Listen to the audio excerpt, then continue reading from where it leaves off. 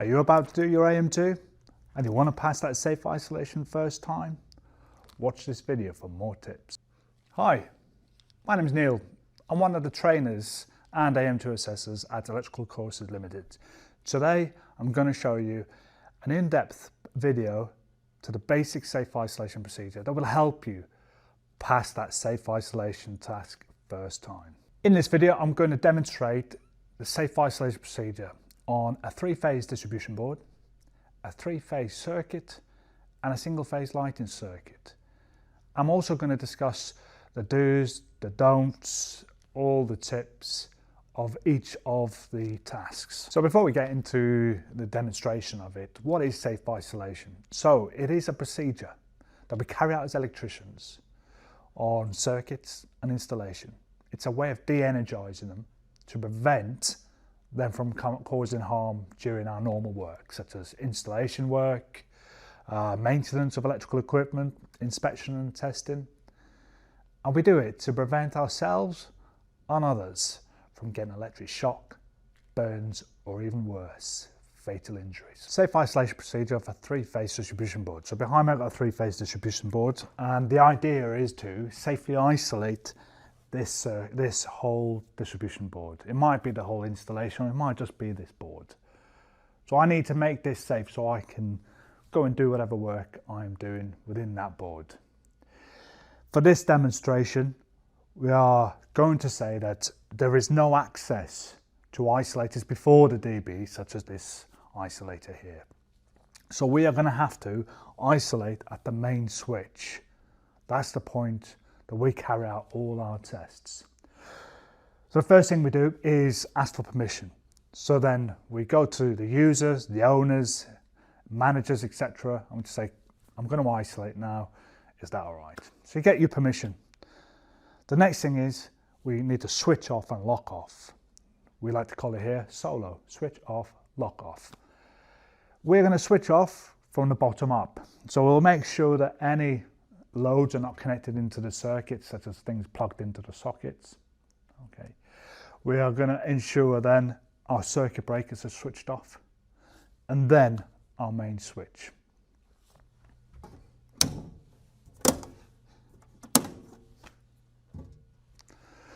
So now I've switched off. The next step is to lock off. Now this can be tricky.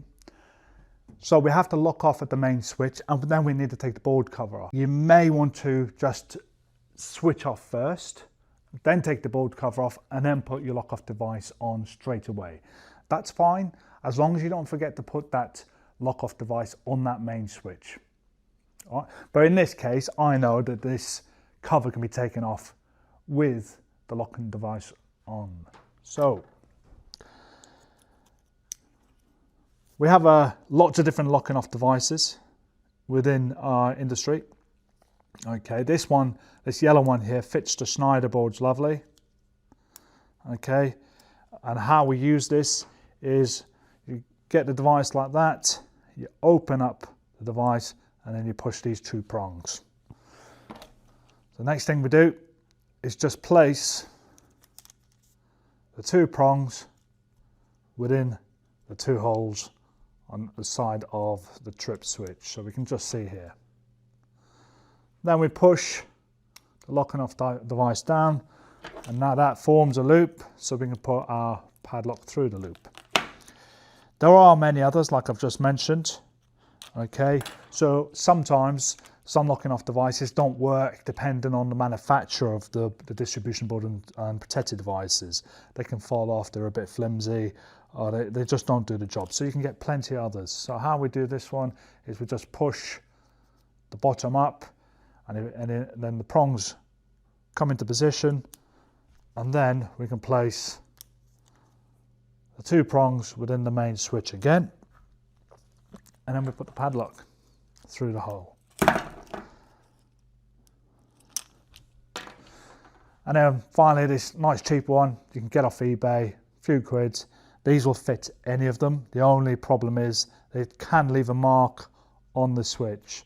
So you basically screw the screw loose there, place it over the switch, and then you screw down onto the screw. So for this demonstration, I'm going to use this yellow locking off device that fits the Schneider boards and circuit breakers nicely. So I've switched off. I'm now going to place my lock off device into the main switch.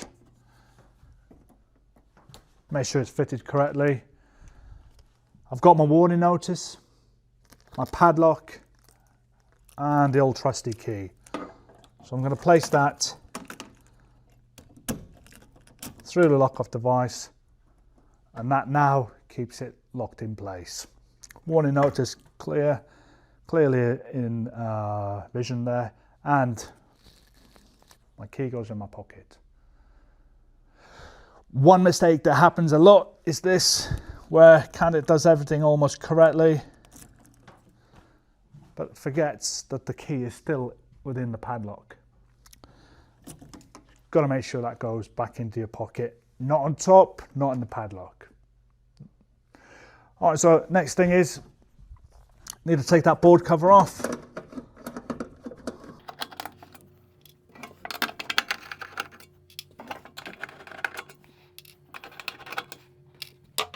And here comes the tricky part. There you go, straight over.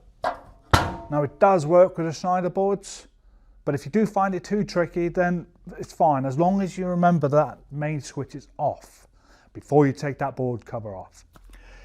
So now we've got to remember that our next part is to carry out the test to ensure from the main switch upwards and all the circuits are de-energized. But we have to remember that the supply cable coming into the bottom switch are still live. Now you are safe from those terminals because you can't physically touch the terminals with your finger, but you could get in there with a tool by accident, so you still need to be careful. So we've got our trusty GS38 voltage indicator, meets all GS38 standards, and our proving unit. So before we need to start testing, we have to prove our voltage indicator to make sure that it's working correctly. So against our voltage indicator, and as you can see, it lights up to 400 volts there. Shows it's working correctly.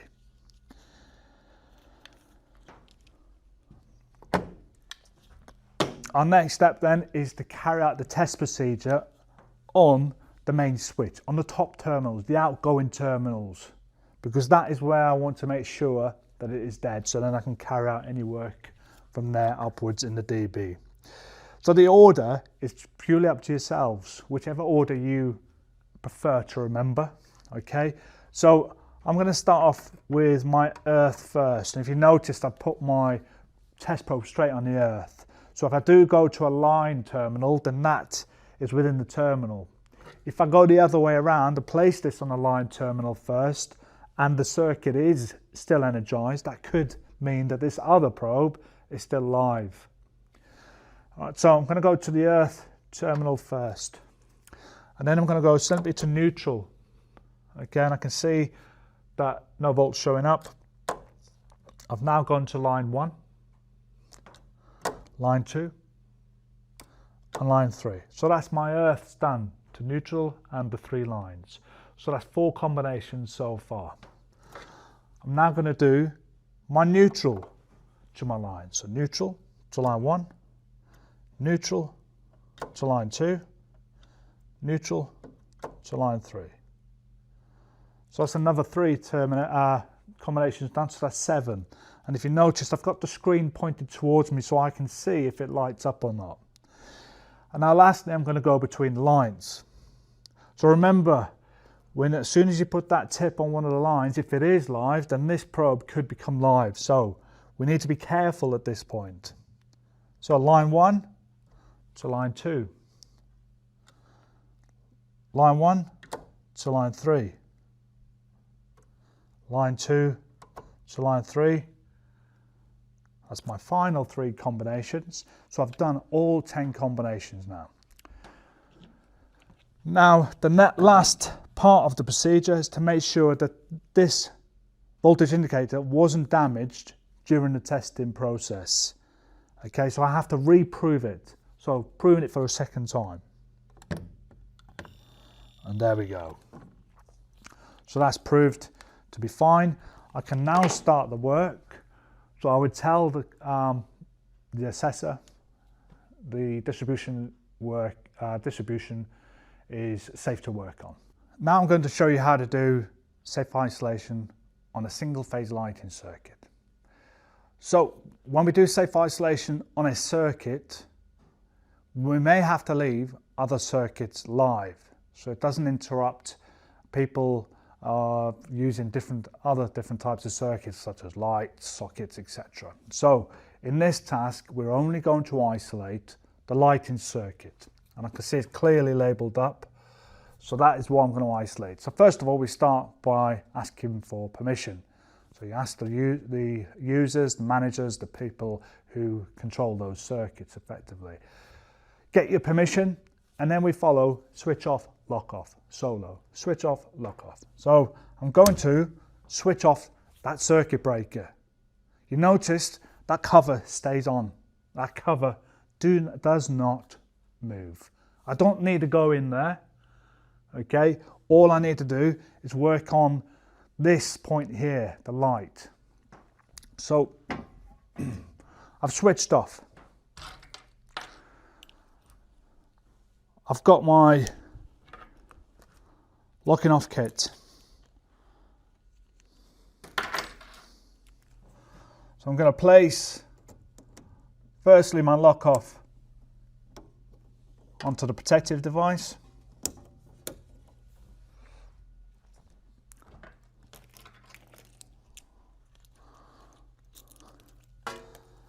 Then my padlock, clearly showing the warning notice, and the key goes into my pocket.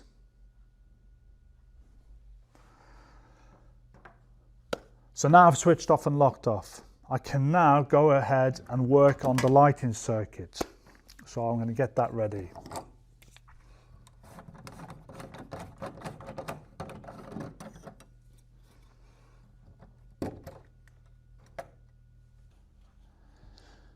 So I've got my GS38 voltage indicator. I've checked it over. Before I start doing my tests, I'm going to prove that voltage indicator is working correctly. And it is. My next step then is to now carry out my combinations on that light fitting point there where I'm going to be working at. So it's only single phase, so there's only 3 combinations for this test. So again, I'm going to earth, and then I'm going to go to line, and I've got nothing there. Earth to neutral, I've got nothing there, and then I'm going to go neutral to line, and again I've got nothing there.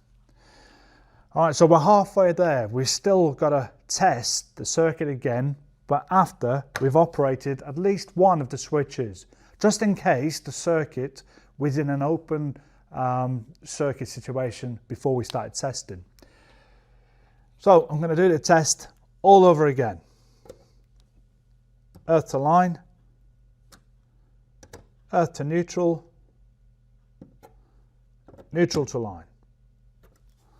So I've done my tests now. I need to reprove the voltage indicator and ensure it wasn't damaged during the test.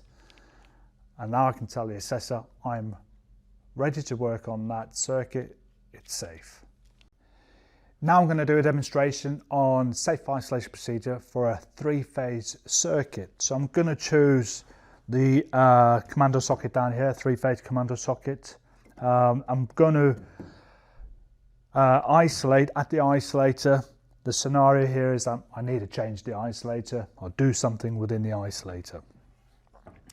So on this case, I'm not allowed to switch off any other circuits. I can only carry out the maintenance on the isolator. So we have other circuits that I do not want to de-energize here.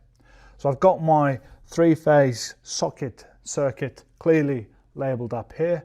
So that's my point of isolation there. So first of all, I'm going to ask for permission. Ask the user, can you have permission to switch off? So you get your permission, and then we switch off and lock off solo. Switch off,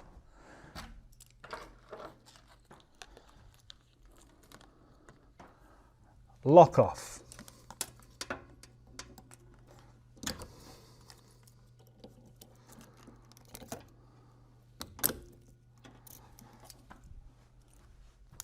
Key in the pocket, and now we're ready to carry on with the testing part.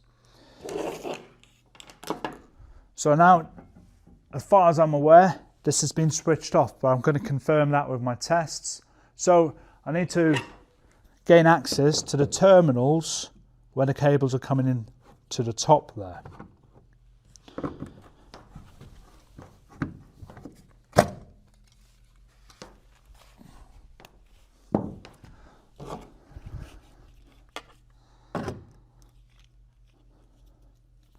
So first of all, I'm going to prove my voltage indicator is working correctly, which it is. Now I can start my 10 combinations because it is 3-phase. So I've got my earth terminal on the left, and then my 3 lines in that order, and then my neutral block on the right. So I'm going to go to earth first. In this case, I'm going to go to line 1, and I've got nothing there. Line 2, nothing there. Line 3, no voltage there. And then earth to neutral, again, no voltage there. So that's 4 combinations.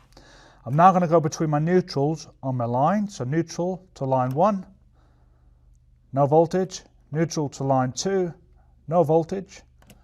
Neutral to line 3, no voltage. So I've now done 7 combinations. I have 3 left, which are between the lines. So I'm now going to go to line 1, line 2, line 1 to line 3, line 2 to line 3, and that's my 10 combinations.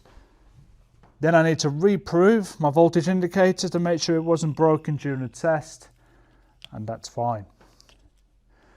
Okay, so remember, the combinations and how you do it don't really matter. It's just the way that you remember how to do all 10 combinations. Okay, I would recommend going to the earth terminals first before lines, and neutral terminal before lines on any of the combinations. Okay, but when you're going in between lines, just be careful that that other probe that you haven't quite connected yet could be live if it is livened up incorrectly for some reason. So now we've come to the end of the video where I'm just going to summarise on those do's and don'ts and the tips of the safe isolation task on the AM2. So one of the most well-known tip, and I see it all the time from learners giving tips to other learners, is that key. Okay, people still forget to take the key out of the padlock once it's in the device.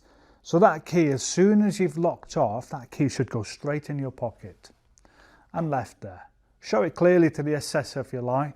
Just do not leave it in that padlock. Do not leave it on top of the distribution board, on a table or anything like that. It needs to go straight in your pocket.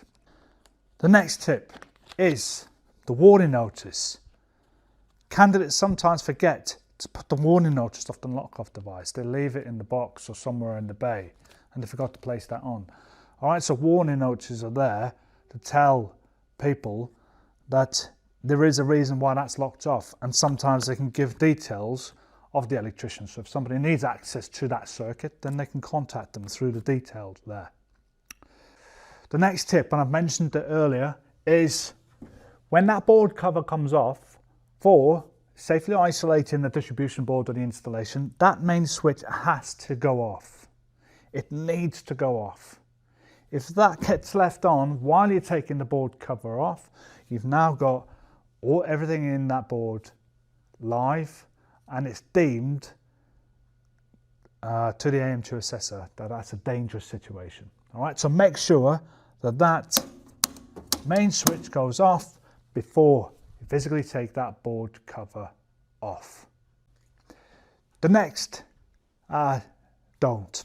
Okay, so when you're doing safe isolation of a single circuit, whether it's the light circuit or the 3-phase circuit, you do not need to remove that cover. We do not need to go inside the DB. We only need to isolate the circuit. So for example, if I'm isolating the light, I'm only going to be working here. There is no reason for me to go into that board. So that board cover gets left on. What you got to remember is the AM2 assessment's within a bay. It's a small bay, okay? But it's a simulation of the workplace. So in a workplace, if you took that cover off and it was live, and then you walked off to the light fitting in another room, anybody could come by and touch something within that board, whether it's a child, a cleaner, or a member of public. So treat that bay, that simulated bay, as a proper workplace. So do not take that cover off when you're only isolating a single circuit. Next is testing at the protective device. All right, so when you are isolating an individual circuit, such as the lighting circuit or the three-phase circuit or any other circuit for that matter, you don't test at the circuit breaker, you test at the point you're working at. So we don't need to take the cover off and test at the breaker. If it's the light, we're testing here. If it's the three-phase socket or the three-phase direct online starter, we're testing there. We are not testing at the board at the protected device. One very good reason for this, and I've had this myself, is protected devices sometimes get labelled up incorrectly. So you could switch off a protected device, confirm it's dead at the protected device, then go to the endpoint and that will be live. And I've seen that myself. So that's why we always switch off here, but we always work our test at the point we're working at, or we're going to work at. Next and final tip is when you're doing the lighting circuit. All right, so with two-way or intermediate lighting circuit, they have a number of switches. When you are carrying out safe isolation on that lighting circuit, it hasn't been confirmed to you whether that light circuit is on or not. So for this task, we need to make sure that we carry out the test, like I showed you in the demonstration, but then we operate the light switch to make sure it is on. Okay, so then when we're carrying out the test, when we did the first test or the second test, at least one of those set of tests, the circuit was closed. Otherwise, if you are testing the lighting circuit in the open situation, that light circuit could still be on, and you might have isolated the wrong lighting circuit. So make sure, operate the switch, at least one switch, and test for another time. If you want to look at any more videos, have a look at my shorts. I've done plenty on testing, and I've done some shorts on safe isolation procedure as well. So if you don't want to be bored with my chatting, going on about stuff, but you just want to see the safe isolation procedures done as quickly as possible, then look at my shorts. I've got all the test procedures, the safe isolation procedures for what I've just done, but in under less than a minute. And if you could do me that one favour, we are a new channel. If you can like, subscribe, share, and even comment, that would be great. But otherwise, good luck on your AM2, and hopefully this video has shown you how to complete the safe isolation task correctly, and you'll pass first time.